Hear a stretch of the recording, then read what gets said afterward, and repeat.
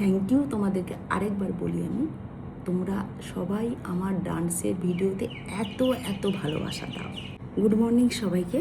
আজকে তোমাদেরকে আমার কিছু কথা বলার আছে। অনেকে আমাকে নাচ সম্বন্ধে অনেক কিছু জিজ্ঞেস করেছো, আমি কার কাছ থেকে শিখেছি বা কার কাছে শিখি বা আমার গুরুকে, প্রত্যেকটার উত্তর দেব। অনেকে আবার বলেছো আমার প্রোনাউন্সিয়েশনের প্রবলেম। কি বলতো, প্রত্যেকটা মানুষের একটা আলাদা আঞ্চলিক জায়গা থাকে, ওখান থেকেও বড় হয়েছে। তো ওখান থেকেও বড় হতে গেলে ওখানকার যে ভাষাটা, ওটার উপরে ওর মেনলি প্রোনাউন্সিয়েশন চলে আসে। তো ওটা হঠাৎ করে একদিনে চেঞ্জ হয় না। তোমাদের কমেন্টের পরে বাকিরা কমেন্ট তোমাদেরকেই দেয়, সেটা আরও খারাপ লাগে শুনতে। এটা আমার ওপিনিয়ন, তাই আমি তোমাদেরকে বললাম। কাউকে কখনো হার্ট করতে চেয়েও না। সেটা কি বলো তো, নিজের পরিচয় খারাপ আসে। আমি যখন কাউকে ভালোটা বলতে পারবো না, তো খারাপটাও বলবো না।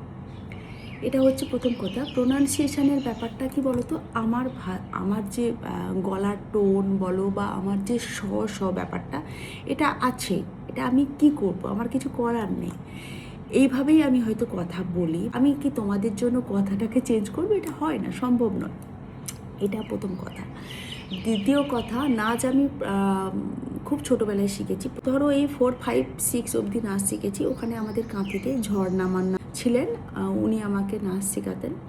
আর রবীন্দ্র নৃত্য শিখেছি, একটু কত্থকও হালকা শিখেছিলাম ওই সময়। তারপরে তো বন্ধ হয়ে গেছে পড়াশোনার চাপে, আমি আর করা হয়নি। দ্বিতীয় হচ্ছে, বিয়ের পরে আমি নিজে নিজে নাচ করতাম, আমি কারোর কাছে শিখিনি। আমার যেটা ভালো লাগতো আমি নিজের এক্সপ্রেশন দিতাম, নিজে কোরিওগ্রাফি সবই নিজে করতাম।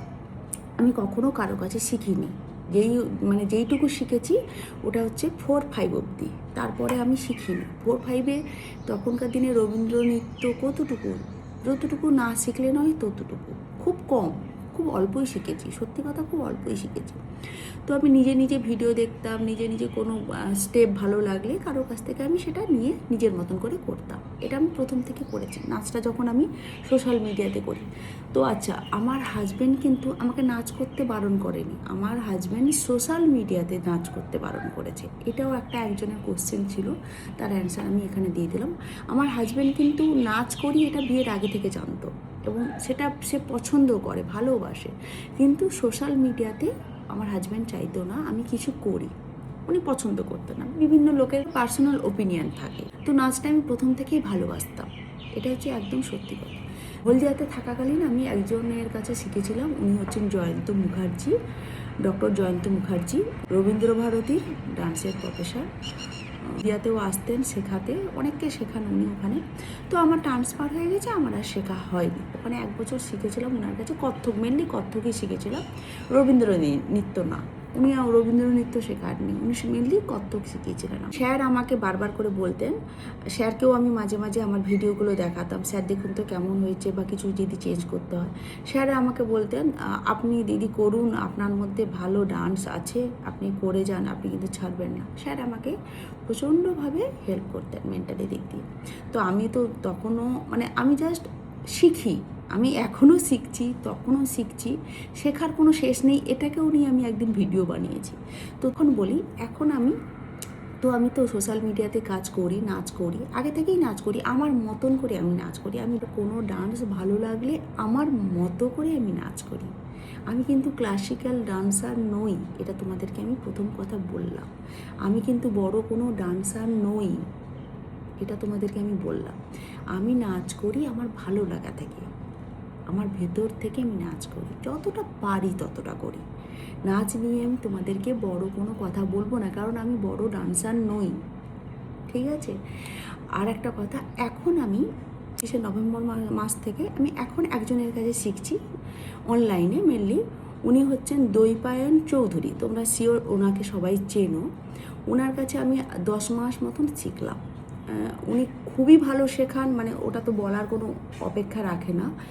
উনি আমাকে অনলাইনে শেখান। দাদা ভীষণ ভালো শেখায়, যেটা আমার জন্য ভীষণ আমাকে হেল্প করেছে। উনি সবই শেখান, উনি কত্থক শেখান অনলাইনে, রবীন্দ্র নৃত্য, ফোক, মেনলি লখনৌ ঘরানাটা শেখান উনি। তো ওটাই শিখি আমি মেনলি। তো তারপরে উনি বাকি সব। তো যাই হোক, এই হচ্ছে আজকে আমার গল্প। আমি তোমাদের কাছে এটা ক্লিয়ার করে দিলাম, কারণ কমেন্ট তো অনেক আসছে, তো আমি সব কমেন্টের অ্যান্সার মানে এত করে দেওয়া হয় না। তোমরা যদি আমার পাশে না থাকো, আমি হয়তো আর ডান্স ভালো করে দিতে পারবো না। তোমরা যদি আমাকে মেন্টালি দিক দিয়ে হেল্প করো যে দিদি ভালো হচ্ছে, কিছুটা হলেও তো আমি এনকারেজ হব যে না ভালো হচ্ছে। তো যাই হোক, এই করেই আমি করি। এটাই হচ্ছে আমার আজকের কথা, তোমাদেরকে জানানো দরকার ছিল, তাই তোমাদেরকে বললাম।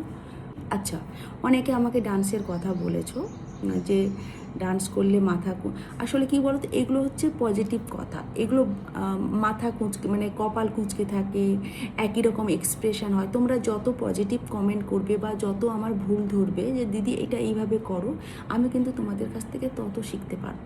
কারণ অডিয়েন্সের কাছ থেকে যতটা শেখা যায় আর কারোর কাছ থেকে শেখা যায় না। নিজে তুমি যতই ডান্স করো না কেন, অডিয়েন্স তোমার ভুলগুলো ধরিয়ে দেবে। তোমার বেশি মুখ বাঁকছে, বেশি চোখ কাঁপছে কি কপাল কাঁপছে, যাই হোক না কেন, অডিয়েন্সের থেকে ভালো কেউ আর হয় না। তো তোমাদেরকে আমি রিকোয়েস্ট করছি, কোনো ডান্সে তোমরা মনে করো যে দিদি তোমার এইটা প্রবলেম বা এইটা করলে ভালো হয়, সেটা অবশ্যই আমি নেক্সট টাইম করব। তোমাদেরকে আমি বললাম নেক্সট টাইম আমি অবশ্যই চেষ্টা করব। এই হচ্ছে আজকের আমার তোমাদেরকে কিছু বলার ছিল, তাই বললাম। বুঝতে পারি তোমরা প্রচুর লোক আমাকে কমেন্ট করছো এবং বলছো সবারই ডান্স ভালো লাগছে। আমি চেষ্টা করব ডান্স দেওয়ার জন্য, মাঝে মাঝে লাইফস্টাইল ভ্লগও আমি দেখাবো তোমাদেরকে। থ্যাংক ইউ তোমাদেরকে আরেকবার বলি আমি, তোমরা সবাই আমার ডান্সের ভিডিওতে এত এত ভালোবাসা দাও। সিরিয়াসলি আমি ভীষণ খুশি হই, এত ভালোবাসা, যেটা আমি সত্যি কোনো দিনই ভাবতে পারিনি আমার ডান্সের ভিডিওতে এত ভালোবাসা পাবো, যেটা তোমরা আমাকে এতটা দাও। Thank you so much. তোমাদেরকে আরেকবার বললাম thank you so much. Please ভালো থেকো, সুস্থ থেকো সবাই। টাটা। নেক্সট ব্লগে আবার দেখা হবে।